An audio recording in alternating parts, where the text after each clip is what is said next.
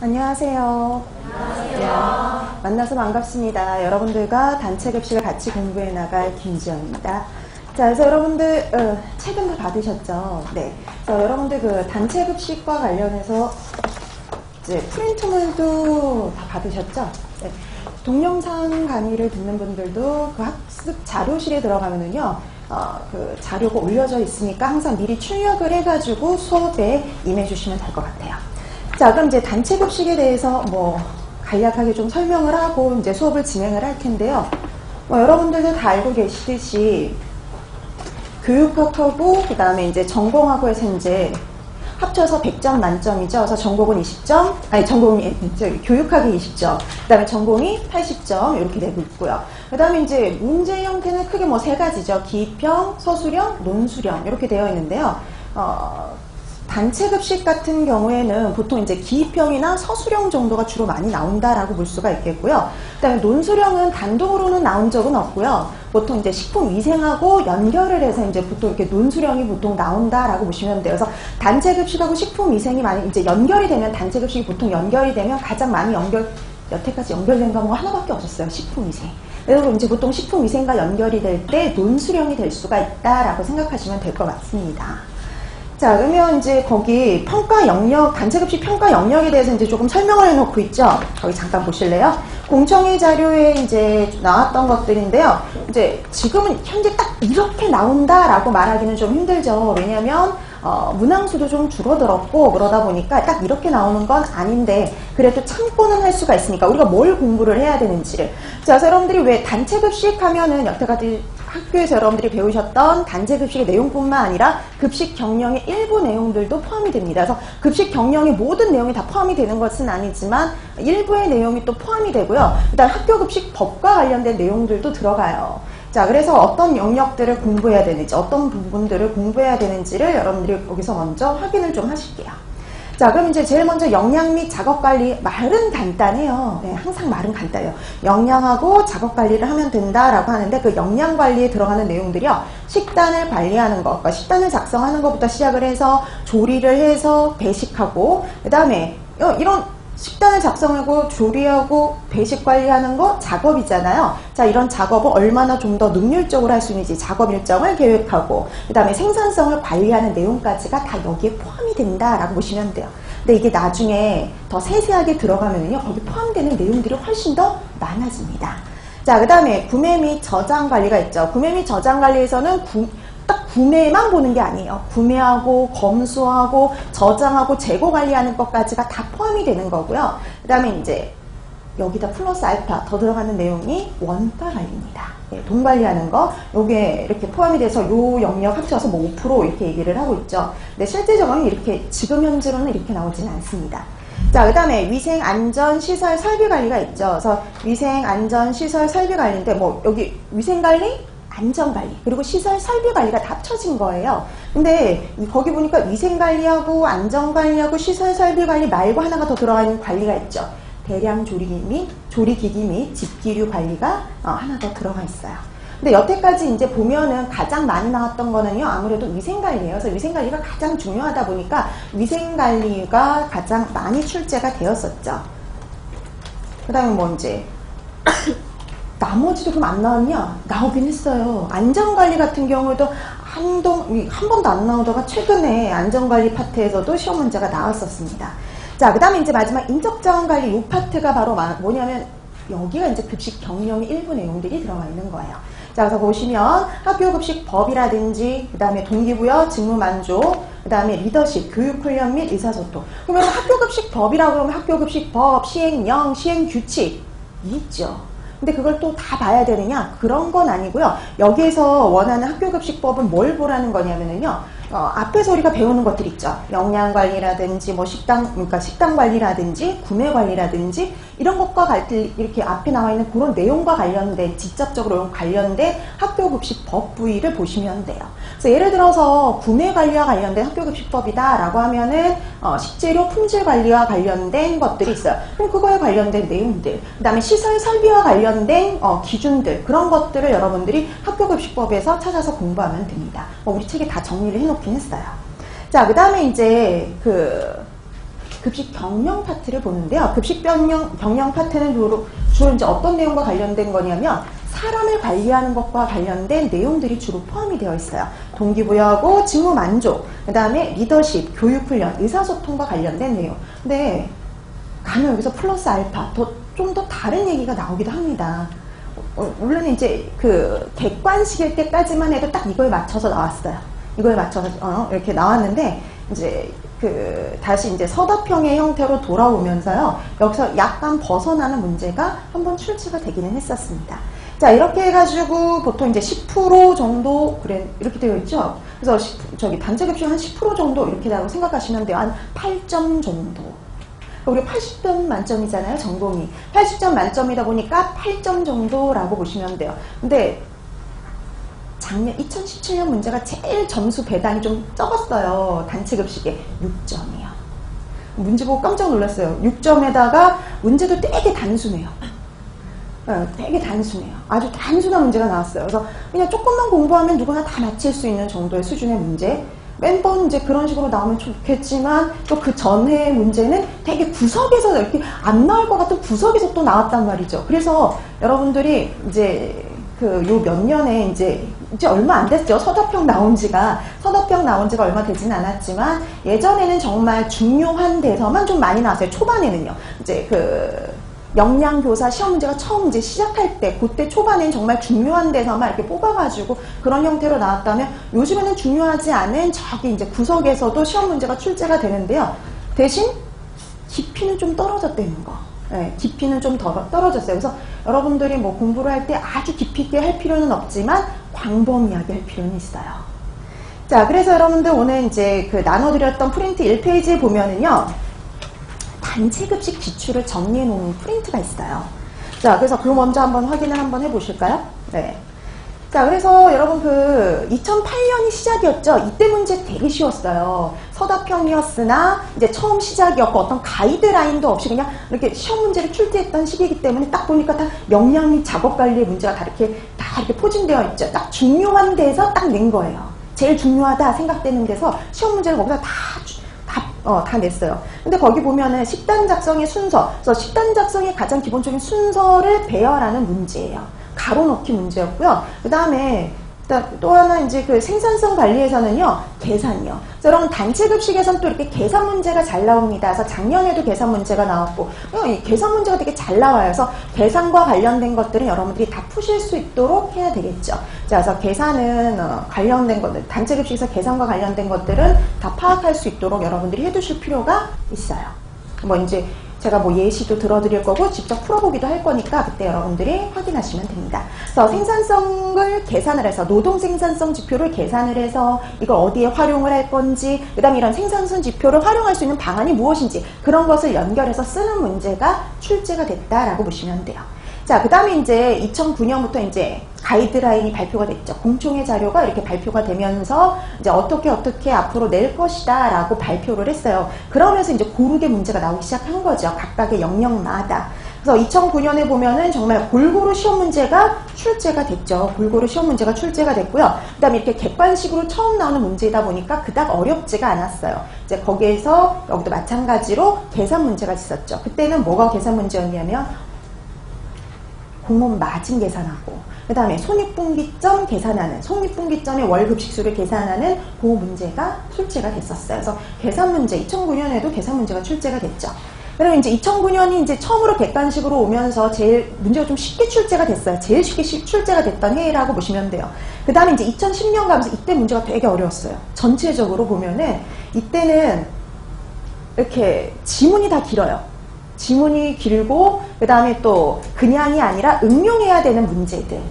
그 다음에 또 그러니까 어떤 상황을 주는 거죠. 이렇게 상황을 주고 그다음에 문제를 풀게 한다든지, 그 다음에 계산해야 되는 문제들이 좀 많이 출제가 됐던 곳이에요. 그래서 그러니까 이 단체급식뿐만이 아니라 다른 과목도 다 그러다 보니까 시간이 되게 빡빡하게 사용했던 그때라고 보시면 돼요.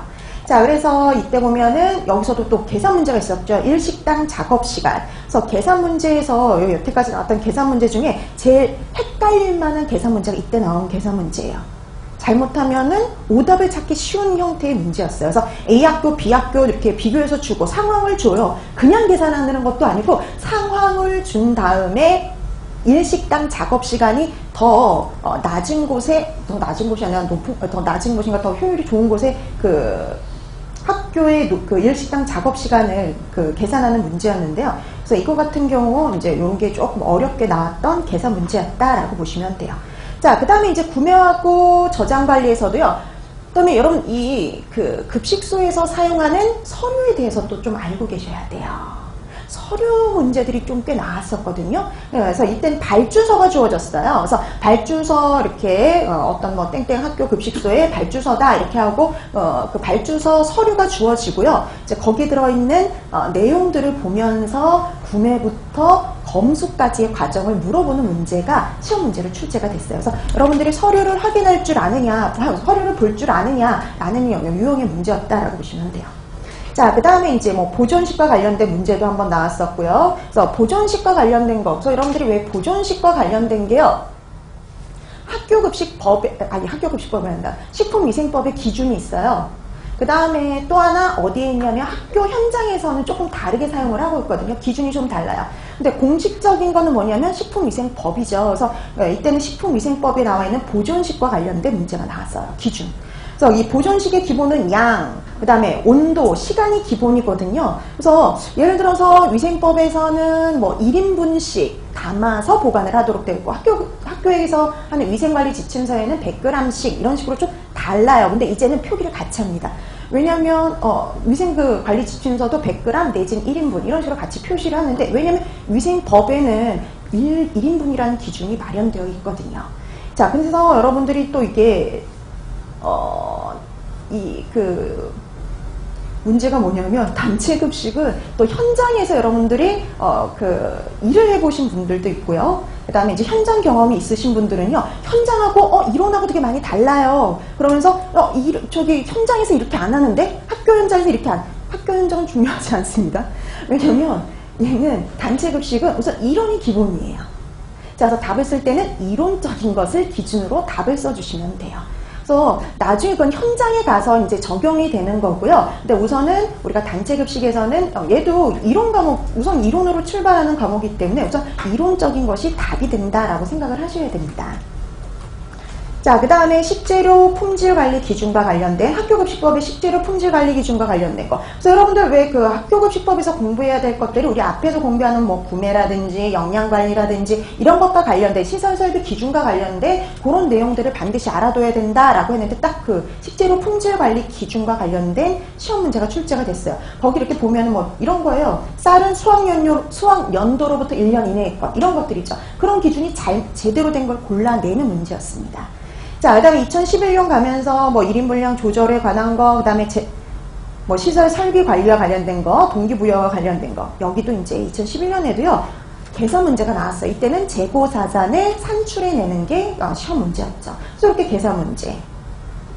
그 다음에 2012년도 같은 경우에도 이제 뭐 식단 개시 고려할 사항, 그 다음에 검수일지. 그래서 여러분 이때는 검수일지가 이렇게 주어졌어요. 서류가 주어지고 이 검수일지 다를 채운 게 아니라 일부를 채운 다음에 더 들어갈 수 있는 항목이 뭐냐 이렇게 물어보는 문제가 출제가 됐어요. 그러니까 여러분들이 기본적인 서류, 많이 사용되는 서류에 대해서 기본적인 사항들을 알아두실 필요가 있습니다. 어떤 항목들이 들어갈 수 있는지. 자, 그 다음에 위생관리와 관련된 문제, 그래서 이런 문제라든지, 그 다음에 관리격자 이론도 나왔었는데요. 여기에서 이제 뭐 리더십 이론 중에 이제 나중에 여러분들이 배우겠지만, 이 관리격자 이론도 그냥, 영양사 이런 문제처럼 그냥 간단히 주어진 게 아니라 대화 내용이 쭉 주어져요. 그래서 영양교사들의 대화 내용이 주어진 다음에 그 대화 내용을 보고 관리격자 이론에 접목을 시켜가지고 이 각각의 영양교사가 어떤 유형인지를 파악하는 시험 문제였어요. 그래서 이렇게 좀 옛날에 이렇게 객관식일 적에는 되게 응용 문제들이 좀 많이 출제가 됐었어요. 그 다음에 2013년 보면은 작업 개선 절차와 관련된 거. 그래서 작업 개선 절차 순서 주고, 그 다음에 그 밑에다가 이제 보기로 여러 가지 상황을 주면서 그걸 연결하는 문제, 유형의 문제가 출제가 됐었고요. 그 다음에 학교급식에서의 구매 관리와 관련된 거, 그 다음에 작업구역별로 시설, 설비 기준이라든지 주방기기를 연결하는 문제인데 이것도 그냥 뭐 보기 주어지고 그냥 연결해라 이런 게 아니라요. 우선 뭘 주냐면은 조리실의 배치도를 줍니다. 그래서 조리실의 배치도를 주고 각각의 구역에 맞는 상황과 그 다음에 조리기기를 배치하는 그런 유형의 문제였어요. 그러니까 응용 문제들이 좀 많았죠.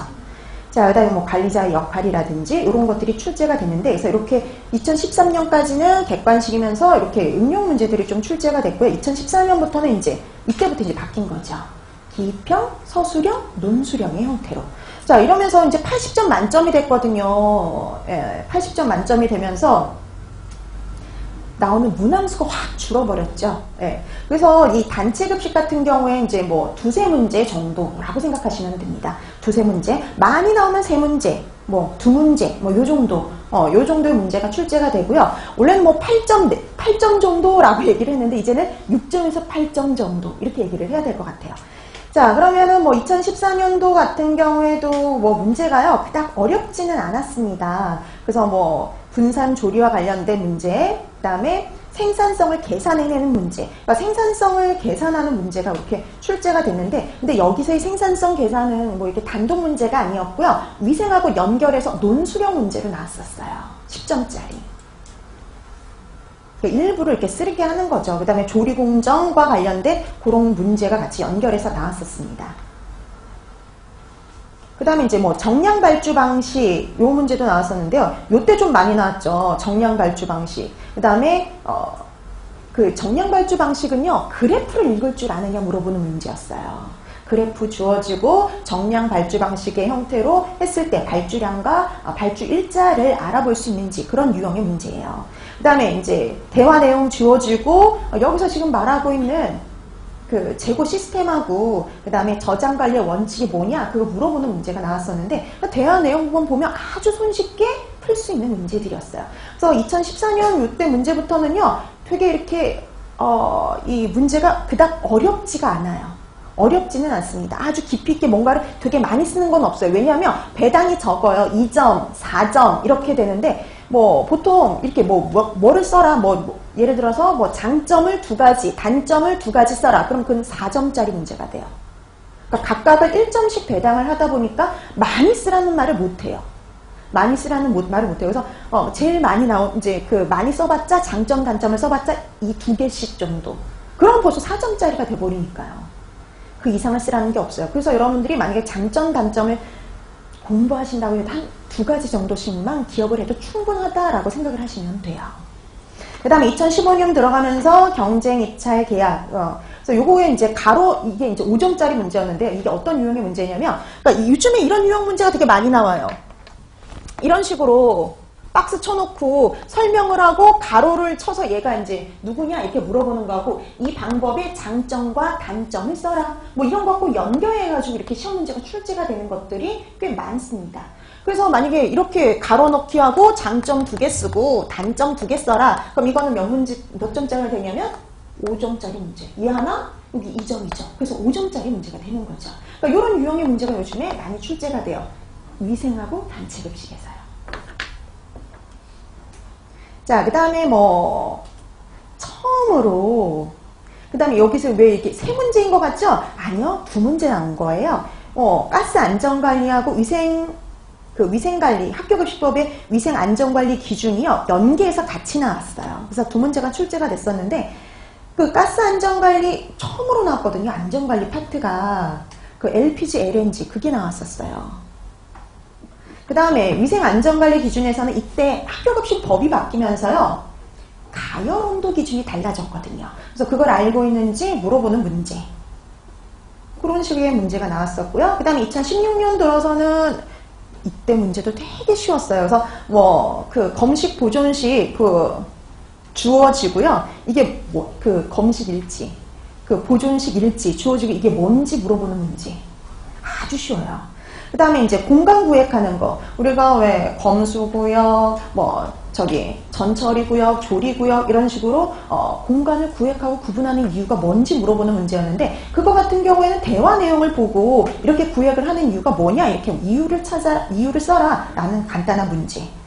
그 다음에 2017년 문제도 되게 간단했어요. 2017년 문제 딱 2개 나왔는데요. 하나는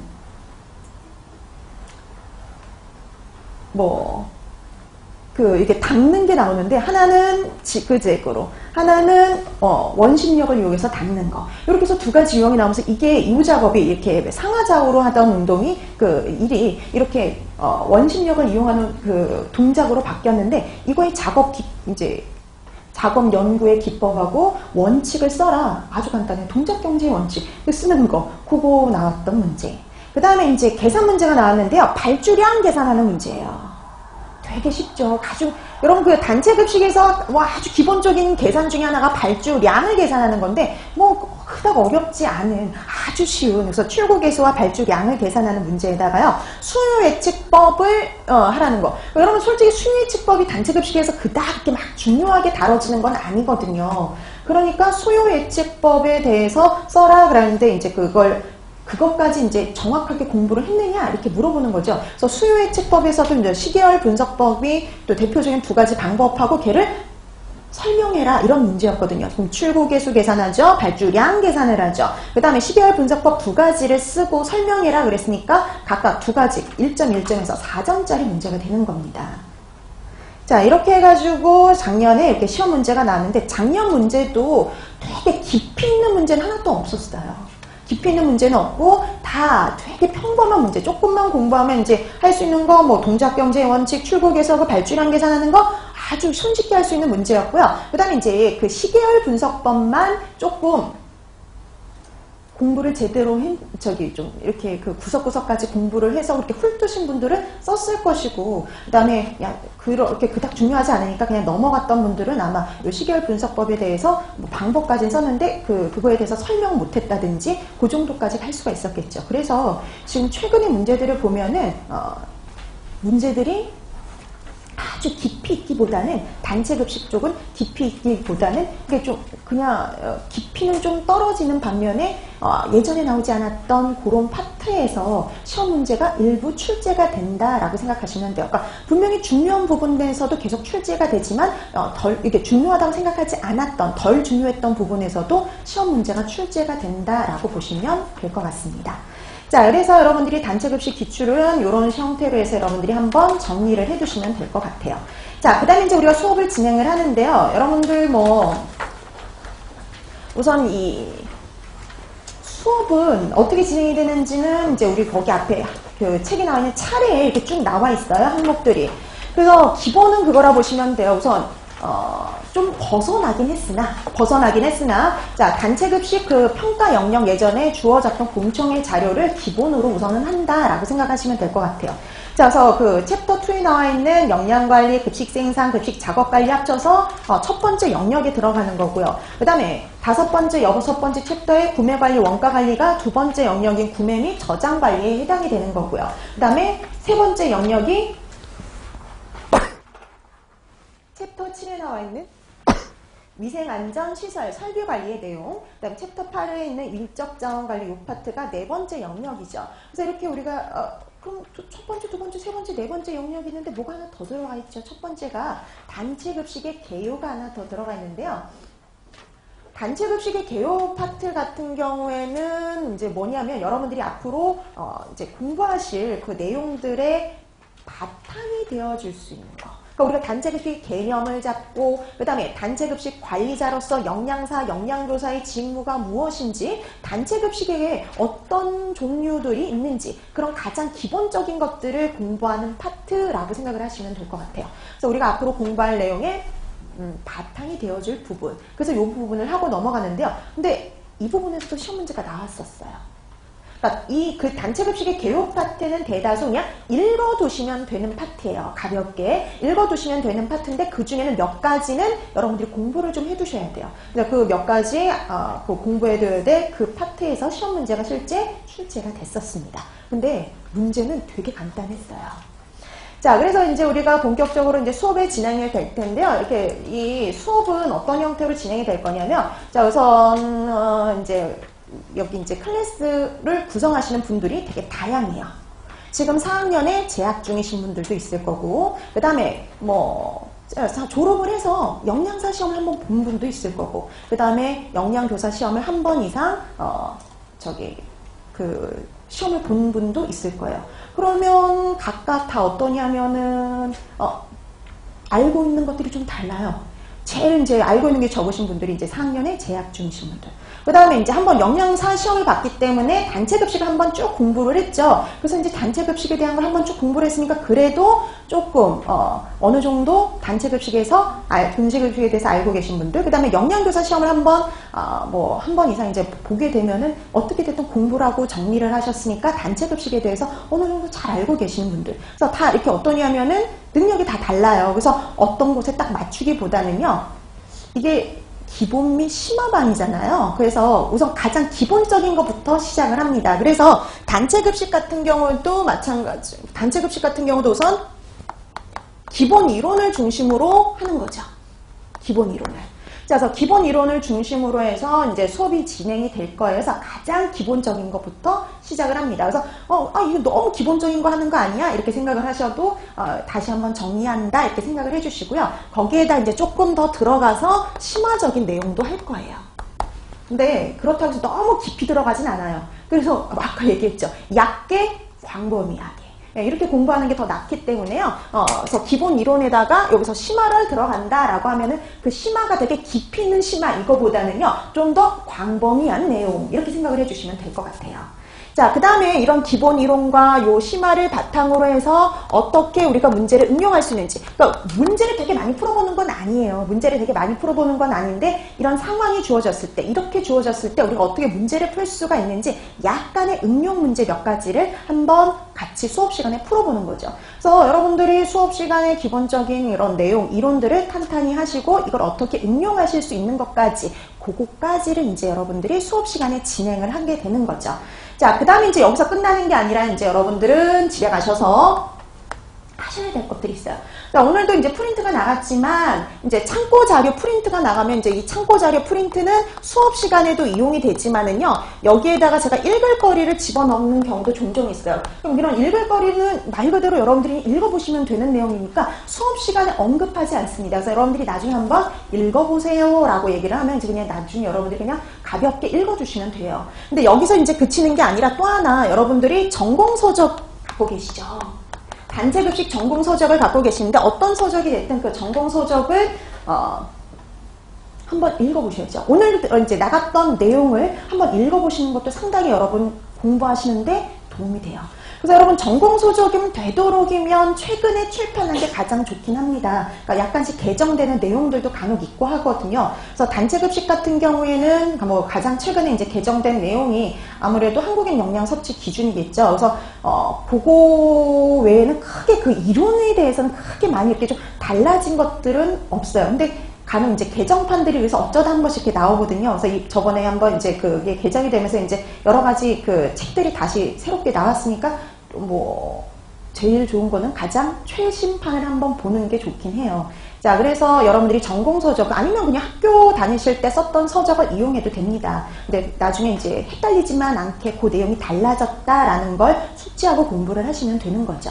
자, 그래서 전공서적을 이용할 것. 그래서 여러분들 항상 집에 가셔서 오늘 했던 내용 반드시 복습을 하실 때요, 이렇게 전공서적을 이용해서 그 파트를 같이 공부해 나가시는 거죠. 그래서 여기서 끝나는 게 아니라 거기서 시작이에요. 그래서 수업이 시작이고 그 다음에 여러분들이 집에 가셔서 복습을 꼭 해주셔야 되고요. 여기서 끝나는 게 아니에요. 여러분들에게 한 번 더 복습할 기회를 드립니다. 그래서 다음 시간에 오시면은요, 복습 프린트물이 나갈 거예요. 그래서 여러분들에게 복습할 기회를 한 번 더 드리는 거예요. 그래서 여러분들이 그 다음 시간에 조금 일찍 오시면은요, 미리 프린트물을 나눠 드릴 겁니다. 그래서 그 복습 프린트물의 유형은 가로넣기 유형이에요. 가로넣기. 뭐 가장 기본 유형이죠. 그래서 D평의 형태라고 보시면 돼요. 우리 시험 문제 D평 정도의 형태. 그 다음에 이제 나중에 뭐 계산 쪽이 있으면 계산 문제도 넣어요. 자, 그래서 여러분들이 수업 시작하기 전에요. 수업 시작하기 전에 이 복습 프린트물을 먼저 다 해놓으셔야 되겠죠. 왜냐면 이 복습 프린트물을 미리 해놓지 않으시면 그냥 받아쓰기예요.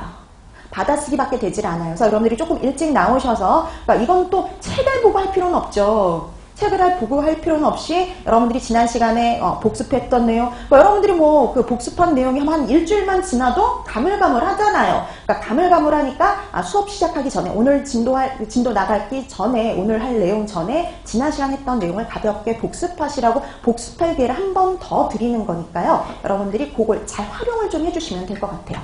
자, 그럼 복습 프린트물 여러분들이 미리 해놓으시면 이제 수업 시간에 저랑 같이 진행하면서 쭉 불러드릴 거예요. 빨리. 그렇기 때문에 미리 안 해두시면 그냥 받아쓰기일 뿐이에요. 그러니까 여러분들이 미리 해두시면 되는 거죠. 그 다음에 이제 뭐 틀린 것이라든지 이런 것들은 체크해서 나중에 다시 한번 확인을 하시면 되는 거죠. 자, 그래서 여러분들이 얼마나 수업을 잘 활용하시느냐에 따라서요, 가져가시는 것이 달라질 수가 있으니까 여러분들이 되도록이면 잘 그 활용을 좀 해주셨으면 좋을 것 같아요. 자, 이렇게 해서 여러분들에 대해 이렇게 어떻게 수업이 진행이 될지 그거에 대해서 한번 설명을 드렸습니다. 자, 그 다음에 이제 우리가 수업에 이제 나가야 되는데, 그 수업 들어가기 전에 오늘 그 프린트 참고 자료 그걸 얘기를 잠깐 했어야 되는데 제가 깜빡했네요. 여러분 거기 2페이지 보면은요, 서답형 문제들이 좀 나와 있죠. 예시가. 거기 2페이지 처음에 보면은 19번, 20번 요 문제가요, 그 초창기 문제예요. 서답형 문제. 되게 간단해요. 이거 주어지고 생산성 계산하고 얘를 어떻게 활용할지 활용 방안 쓰고 그걸 증대시킬 수 있는, 생산성을 증대시킬 수 있는 방안을 써라. 가장 기본 유형의 문제예요. 가장 기본. 얘도 마찬가지로 4가지를 쓰라 그랬으니까 4점짜리 문제가 되는 거죠. 자, 그 다음에 20번 문제는 더 간단해요.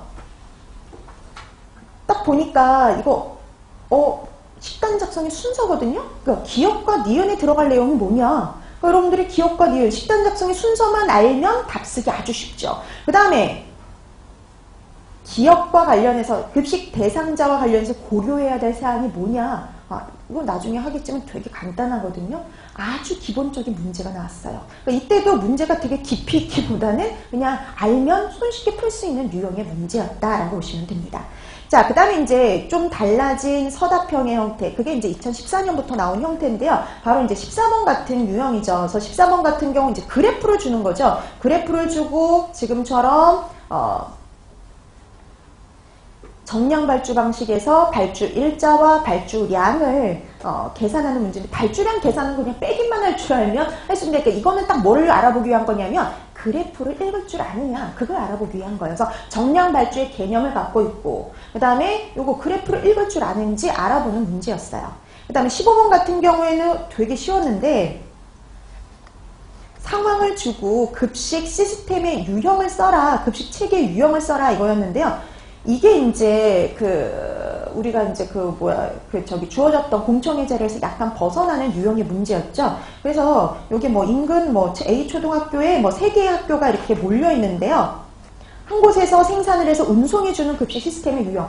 되게 쉬운데, 이거 같은 경우에도 마찬가지로 그 공청회 자리는 약간 떨어진 급식 개요에 나와 있는 그런 유형의 문제예요.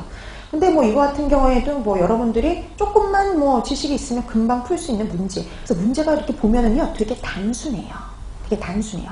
자, 그 다음에 뒤에 넘어가면은 이제 작년 문제가 있죠. 3페이지에. 이게 딱 그림이 그거예요. 지그재그로 하던 걸 원심력을 이용을 해가지고 하게 된 거. 이를 좀 동작을 더 쉽게, 손쉽게 할 수 있는 방법. 이런 연구 기법과 원칙을 설명하는, 설명하기도 아니에요. 그냥 써라. 각각의 그걸 쓰면 끝이에요. 2점짜리. 그냥 알고만 있으면 금방 쓸 수 있는 문제. 그 다음에 이제 이런 단순한 기입형 문제도 있고요. 그 다음에 서술형 문제가 있는데, 그 서술형 문제도 그렇게 어렵지가 않아요. 대화 내용을 보고 저장 원칙 쓰고, 그 다음에 재고 관리의 유형 쓰고 장점 2가지 쓰라고요. 그러니까 여러분 장점을 말했죠. 3가지 쓰라는 문제 안 나와요. 장점, 단점 쓰라고 하면 한 2가지밖에 없어요. 왜냐면 그렇게 많이 쓰라 그러면 점수 100점이 돼야 되니까 그렇게까지 내지를 않아요. 이제는. 자, 그 다음에 4번 같은 경우에 아까 유형이 바로 그거죠. 가로 넣기 문제 나오고 이 가로에 들어갈 에 장점 2가지, 단점 2가지를 쓰세요. 이렇게 나오는 거예요. 그러니까 많이 나와봤자 장단점은 2가지를 넘어가지 않습니다. 그러니까 여러분들이 그걸 감안하셔서 다 외울 필요는 없고 잘 기억나는 거 특징을 잡아서 2가지씩을 기억해 두시면 되는 거예요.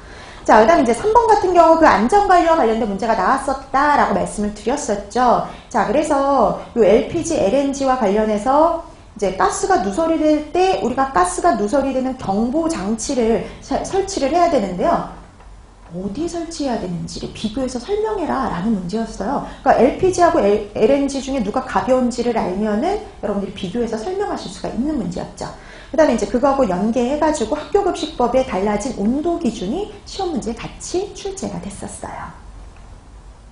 자, 그 다음에 이제 뭐 12번 문제 거기 나와 있는 12번 문제가 바로 작년 문제였죠. 문제 간단해요. 지금 급식 인원 1000명이다. 꽁치가 1인분량이 50g이고 꽁치 폐기율이 50%다. 여러분들이 뭐 이거 공식만 알면 아주 손쉽게 풀 수가 있어요. 출고, 개수, 그 다음에 발주량 계산하는 거 아무 문제가 안 되죠. 그 다음에 이제 시계열 분석법이 이제 문제였죠. 시계열 분석법 두 가지를 쓰고 그걸 제시만 하는 게 아니라 제시하고 뭐 하라고 되어 있냐면 설명하라고 되어 있죠. 그래서 이동평균법, 지수평활법 이런 것들이 대표적인데 그거에 대해서 설명까지 할 수가 있어야 돼요. 그래야지 점수를 다 받으실 수가 있습니다. 자, 이렇게 해서 이제 작년에 이렇게 시험 문제가 간단하게 출제가 됐고요. 그 다음에 이제 논수령은 이제 이게 바뀌고 나서 논수령은 딱 한 번 나온 거예요. 근데 단독도 아니고 누구랑 연계해서냐면 위생과 연결을 해서. 자, 그래서 위생과 연결을 해서 이제 같이 이렇게 나왔는데요. 근데 거기에서도 계산 문제예요. 계산 문제예요. 자, 그래서 얘 같은 경우에도 그 급식 생산성 지표를 계산하는 문제가 같이 연계해가지고 그 논수령 문제에 출제가 됐다라고 보시면 돼요. 그래서 단체 급식은 보통 연계해서 다른 과목과 나오면 식품 위생과 이렇게 연계해서 나올 가능성이 높다라고 여러분들이 생각을 해주시면 되겠고요. 논수령보다는 보통 기입형이나 서술의 형태가 가장 많다라고 보시면 됩니다. 그리고 계산 문제가 자주 출제되는 편이라고 생각을 해주시면 되는 거죠. 자, 그래서 최근 문제 유형을 보면은 아주 깊이 있기보다는 그렇게 깊이 있게 들어가지는 않는다라고 생각을 해주시면 되겠고요. 그래서 그 대신 조금 안 나올 것 같은 예전엔 생각하지 않았던 파트에서도 시험 문제가 출제가 되니까 얕고 광범위하게 이렇게 공부를 좀 해두시면 될 것 같아요. 자, 그러면 이제 우리가 본격적으로 단체급식에 대해서 들어가야 될 텐데요. 오늘은 첫 시간이니까 단체급식의 개요 챕터 1부터 이제 들어가도록 합니다. 자, 챕터 1에서는요, 단체급식에 대한 개념을 잡는 것부터 시작을 해요. 단체급식이 뭐냐? 그 개념부터 잡고요. 그 다음에 이제 본격적으로 하나씩 들어갈 텐데요. 여기는 이제 말 그대로 뒤에서 하는 내용들의 뭐 바탕이 되는 파트라고 생각을 해주시면 되겠죠. 자, 그럼 여러분도 알듯이 뭐 단체급식의 정의는 다 알고 계시죠? 자, 단체급식의 정의를 보시면 영리를 목적으로 하지 않고 특정 다수인을 대상으로 계속적으로 식사를 공급하는 시설을 총칭해서 우리가 단체급식 시설 이렇게 얘기를 하죠. 단체급식소라고 얘기를 합니다. 자, 그래서 여러분 단체급식은 영리를 목적으로 하지 않는 게 특징이에요. 그 다음에 영리를 목적으로 하지 않는다. 영리를 목적으로 하지 않아요. 자, 그 다음에 특징이 뭐냐면 다수에게 식사를 제공하지만 일반적인 다수가 아니라 특정 다수입니다. 자, 예를 들어서 학교급식이다. 그럼 학생들이 대상이 되는 거죠. 그 학교에 재학 중인 학생들, 교사들을 대상으로 하는 급식이에요. 그러니까 대상이 정해져 있어요. 특정 다수예요. 그 다음에 이거는 계속적으로 식사를 제공하는 게 특징이죠. 그러니까 계속적으로 식사를 제공하는 게 바로 단체급식이다, 집단급식이다 이렇게 생각을 하시면 될 것 같아요.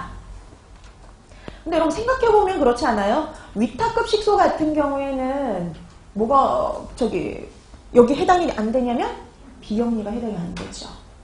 그런 예외적인 경우가 있긴 하지만 아직까지 우리나라에서는 뭐 기본적인 정의는 영리를 목적으로 하지 않고 라고 얘기를 합니다.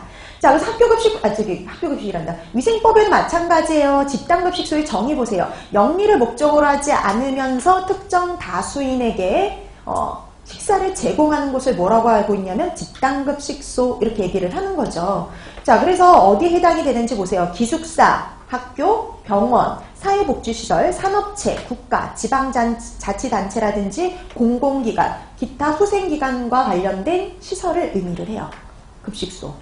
그래서 여러분 그 중에 산업체 있잖아요. 산업체는 예전에 빠졌다가 다시 들어온 겁니다. 산업체는 원래는 처음에 집단급식소라는 정의가 처음에 생겼을 땐 있었어요. 있었다가 중간에 빠졌었습니다. 산업체가. 자, 그러다가 다시 들어왔어요. 급식시설이에요. 그 다음에 여러분 집단급식소의 범위요. 여러분 특정 다수에게 라고 얘기를 하잖아요. 그 다수를 지정해줬어요. 다수를. 그 다수는요. 1회 50명 이상에게 식사를 제공하는 급식소예요. 1회에 50명. 그러니까 이렇게 위생법이나 이런 데 보면은요. 다 이렇게 내용을 규정을 하고 있다라고 생각을 하시면 돼요. 그래서 집단급식소 그러면은 영리를 목적으로 하지 않으면서, 그러니까 비영리면서 특정 다수에게 계속적으로 식사를 제공하는 곳인데요. 거기에 다수의 의미는 1회에 50명 이상에게 식사를 제공하는 곳이다. 이렇게 생각하시면 되는 거죠. 자, 그 다음에 의의인데, 의의는 한번 읽어두시면 되는 거예요. 뭐 이걸 굳이 막 암기하고 그럴 필요는 전혀 없죠. 이런 것도 마찬가지로. 자, 그럼 여러분 단체급식의 의의는 뭐냐면요. 피급식사에게 영양적으로 균형 잡힌 식사를 공급함으로써. 여러분 이제 뭐 이렇게 쓴다는 피급식자, 급식자 다른 거죠. 그럼 여러분 피급식자, 급식자 이 중에서 고객이 되는 건 누구냐면 네, 피급식자죠. 고객은 피급식자예요. 급식자는 제공하는 사람입니다. 자, 그래서 균형 잡힌 식사를 제공함으로써, 여러분 균형 잡힌 식사를 제공하니까 영양이 개선이 되죠. 영양이 개선이 되니까 뭐가 되느냐면 건강 증진을 도모할 수가 있는 겁니다. 그래서 그 의의들을 거기 밑에 정리해놨죠. 균형 잡힌 식사를 통해서 영양 개선, 건강 증진에 기여할 수가 있고요. 그 다음에 자원의 효율적 경제적 활용에 기여할 수가 있어요. 이게 학교급식의 의의라고 볼 수도 있어요. 여러분 보면은 초중고 급식을 하면서 부모의 부담이 어떻게 됐냐면 해소가 됐죠. 그러니까 매번 식사를 점심을 예전에 도시락을 싸야 됐잖아요. 그 도시락에 계속적으로 오늘 반찬 뭘 해야 되는지 이런 심리적인 부담, 그 다음에 그걸 준비해야 되는 시간적인 부담, 이런 것들을 해소하죠. 그 다음에 학교에서 대량으로 구매를 해서 전문가에 의해서 조리가 되어서 제공을 해요. 그렇게 하면서요, 자원을 효율적으로 배분하는 게 가능해진다는 거예요. 자, 그래서 자원의 효율적, 경제적 활용에 기여한다. 그 다음에 사회복지에 기여하는 거. 이건 이제 복지시설, 사회복지시설 이런 데에서 급식을 함으로써 사회복지에도 기여를 할 수가 있다. 이렇게 되는 거죠. 이게 바로 의의라고 보시면 됩니다. 근데 의의를 그래서 굳이 이걸 암기할 필요는 없고, 우리가 단체급식을 함으로써 균형 잡힌 식사를 제공함으로써 이런 의의가 있구나라는 정도 읽어두시면 되는 거예요. 자, 그 다음에 단체급식의 전 과정인데요. 이거 같은 경우에는 여러분들 우리 앞으로 배울 내용들이 단체급식의 내용들이 다 여기에 포함이 되는데요. 자, 제일 먼저 우리가 식수를 파악을 해서 수요 예측을 하는 거죠. 그래서 영양 계획을 잡고 식단을 작성을 합니다. 그 다음에 식단 작성을 했으면 구매를 하겠죠. 구매하면 검수하고 저장을 하고요.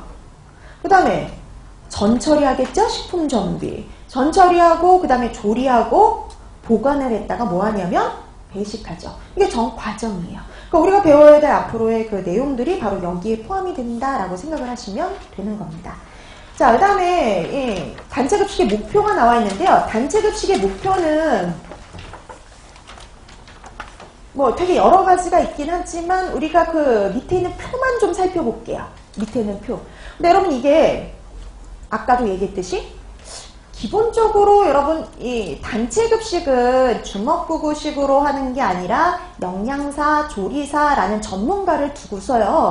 전문가를 두고서 서비스를 제공하는 거거든요. 자, 그렇기 때문에 우선 기본적으로 뭐가 되냐면 균형 잡힌 식사를 제공하는 거죠. 그래서 영양적으로 균형 잡힌 식사를 제공함으로써 아까 기본이 뭐였냐면 영양 개선, 건강 증진을 도모한다. 이게 공통의 목표예요. 공통의 목표. 어디서나 기본적으로 얘는 꼭 들어가는 거죠. 자, 그래서 균형 잡힌 식사를 통해 가지고 영양 개선, 건강 증진 이것이 가능하고요. 그 다음에 그 표를 보니까 어떻게 되어 있느냐면요. 급식 유형별로 고유의 목적이 좀 따로 있다라고 생각을 하시면 되는데요. 보시면 학교급식 같은 경우에는 어떤 목적이 고유의 목표가 따로 있을 수가 있느냐면 우리가 이렇게 균형 잡힌 식사를 통해서 영양을 개선하고 건강을 증진하는 것을 통해 가지고요. 심신의 발달. 항상 잘할 친구들에게 식사를 제공하니까 심신의 발달. 그 다음에 이제 또 다른 쪽에 안 들어가는 게 또 들어가죠.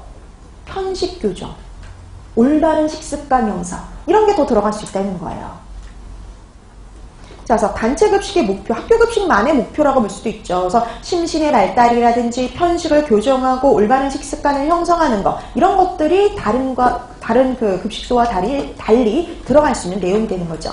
그 다음에 병원 급식은 환자에게 급식을 제공하는 거죠. 그러다 보니까 이제 어떤 목표가 더 들어갈 수 있냐면 이렇게 균형 잡힌 식사를 통해서 질병의 치료, 건강 회복이 들어갈 수가 있는 거예요. 자, 그 다음에 산업체 급식 같은 경우도 또 달라지겠죠. 산업체 급식 같은 경우에는 일을 하는 근로자에게 주는 거다 보니까 생산성 향상의 목표로 들어갈 수 있죠. 생산성 향상, 복리후생의 목적이 있어요. 네, 뭐 복지시설은 뭐 굳이 여기까지는 봐두실 필요는 없는데, 이렇게 학교, 병원, 산업체 급식 같은 경우에는 이렇게 또 고유의 목적이 따로 있을 수 있다라고 보시면 돼요.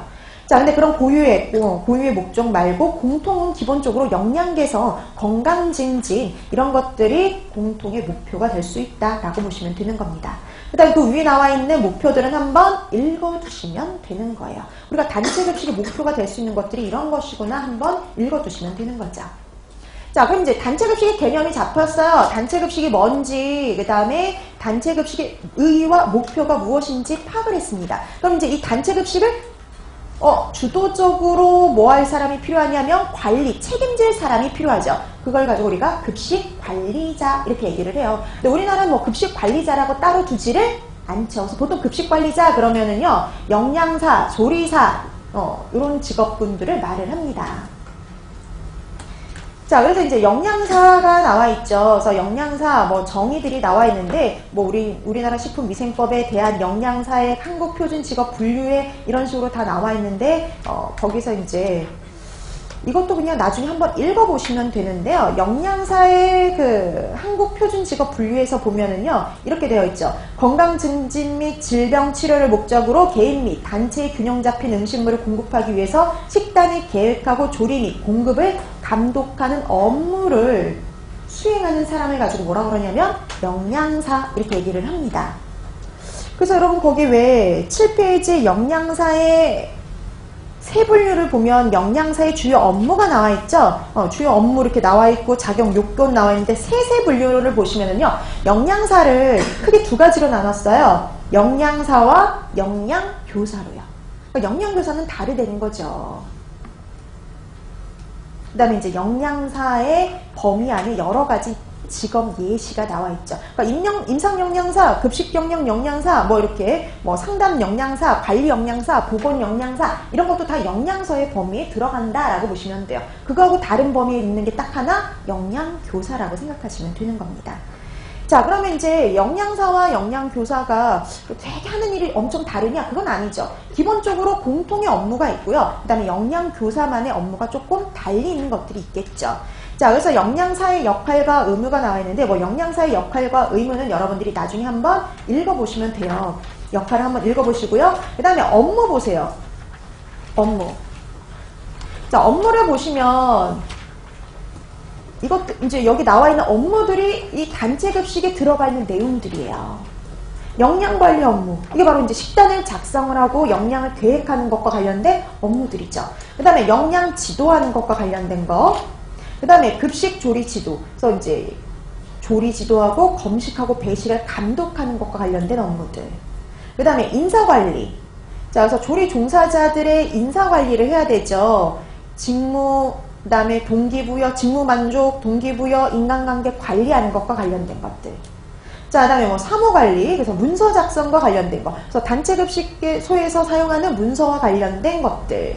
자, 그 다음에 구매 및 창고관리. 그래서 구매하고 검수하고 저장 관리하는 것들, 요것들이 여기에 포함이 된다라고 보시면 돼요. 그 다음에 위생관리, 식품위생, 그래서 식품, 기구, 시설, 설비의 위생과 관련된 관리들. 그 다음에 시설관리, 시설 설비 관리해야 되죠. 그 다음에 조리기구, 단체급식소에 사용하는 대량조리 기기들이죠. 그런 것들을 관리하는 것과 관련된 업무들. 그 다음에 급식 재무관리, 예산 계획하고 원가 관리와 관련된 것들. 자, 이런 것들이 바로 지금 아까 앞에서 했던 목차에 나왔던 내용들과 거의 일치를 하죠. 그러니까 영양사의 업무를 배우는 게 바로 단체급식이에요. 자, 그래서 거기 밑에 보면은요, 현행법과 관련된 영양사에 대해서 조금 거기 나와 있죠. 현행법령상의 영양사 이렇게 되어 있는데요. 현행법령상의 영양사를 두도록 되어 있어요. 법적으로. 자, 여기에는 반드시 영양사를 둬야 된다. 집단급식소에서요. 자, 그 집단급식소를 운영하는 곳에서 운영자는 영양사를 둬야 됩니다. 그럼 집단급식소, 뭐 학교, 병원, 산업체, 정부 투자기관이라든지 이런 곳에서 만약에 그 집단급식소를 운영을 한다 그러면 영양사를 반드시 두도록 되어 있죠. 근데 여러분 집단급식소의 의미는 1회 50인 이상에게 식사를 제공하는 곳이에요. 근데 그러면 안 둬도 되는 곳이 있어요. 영양사를 따로 두지 않아도 되는 거. 1번하고 3번은 뭐 알만한 내용이에요. 그 집단급식 운영자 아니면 조리사, 집단급식소 운영자 또는 조리사가 영양사 면허를 갖고 있는 경우는 영양사를 따로 둘 필요는 없다는 거죠. 근데 2번 보세요. 2번. 1회 급식 인원 100명 미만의 산업체인 경우는 두지 않아도 돼요. 근데 여러분 다른 것들요, 학교라든지 다른 병원이라든지 이런 경우에는 다 50인 이상이면 반드시 둬야 되죠. 근데 여기는 50인이 아니라 100명 이상이에요. 산업체만 좀 달라요. 자, 그래서 이렇게 산업체도 영양사를 두도록 법적으로 제한을 하고 있긴 하지만 50인, 다른 곳과 같이 50인은 아니고 100명 이상이에요. 그래서 100명 미만이면 안 둬도 되니까 100명 이상인 경우에만 영양사를 두면 되죠. 자, 그 다음에 영양사의 직무가 나와 있는데 이것도 한번 읽어두시면 됩니다. 그래서 거기 보세요. 영양사, 우리 위생법에 나와 있는 영양사의 직무를 보시면은요. 영양사의 가장 기본적인 업무가 뭐냐면 식단을 작성하는 거죠. 식단을 작성을 하고 검식하고 배식 관리하는 거, 그 다음에 구매식품을 검수하고 관리하는 거, 그 다음에 위생관리하는 거, 그 다음에 운영 일지 작성하는 거, 종업원에 대한 관리죠. 종업원에 대한 영양지도, 위생 교육을 하는 거, 이런 것들이 바로 영양사가 담당하는 직무다라고 봐두시면 되는 겁니다. 자, 그래서 이것도 뭐 굳이 달달달 외우실 필요는 없어요. 그래서 영양사가 이런 일을 하는 하는 사람이구나 라는 정도만 파악을 해두시면 되는 거죠.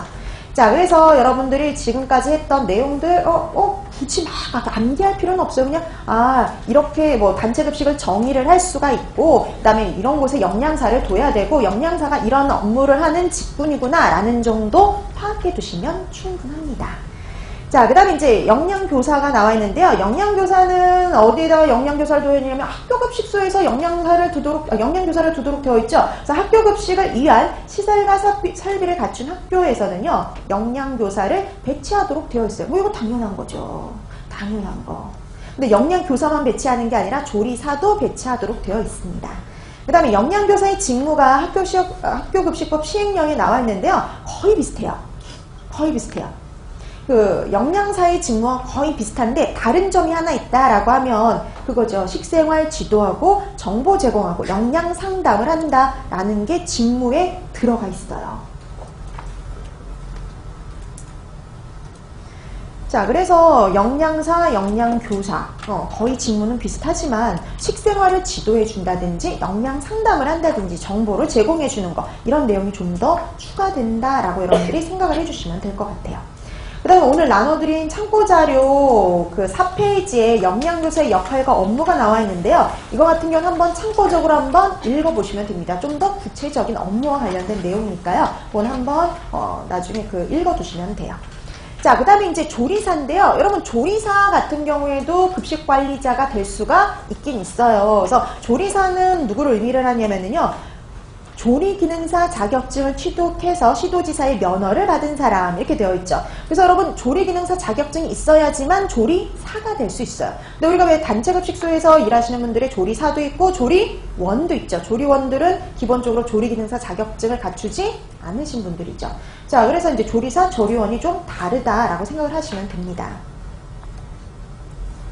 자, 이렇게 해서 여러분들이 영양사, 영양교사, 조리사 이렇게 그 급식 관리자가 될 수 있는 사람들을 이렇게 확인을 했는데요. 여기도 마찬가지 굳이 뭐 이걸 다 암기하거나 그럴 필요는 전혀 없이요. 각각 담당하는 업무가 어떤 것인지 정도만 파악해두는 정도, 그 정도 해두시면 충분합니다. 자, 그 다음에 이제 단체 급식 제도의 유형이 나오는데 여기서부터 이제 공부할 내용들이 하나씩 나오죠. 여기부터는 본격적인 내용은 조금 쉬고 나서 들어가도록 할게요.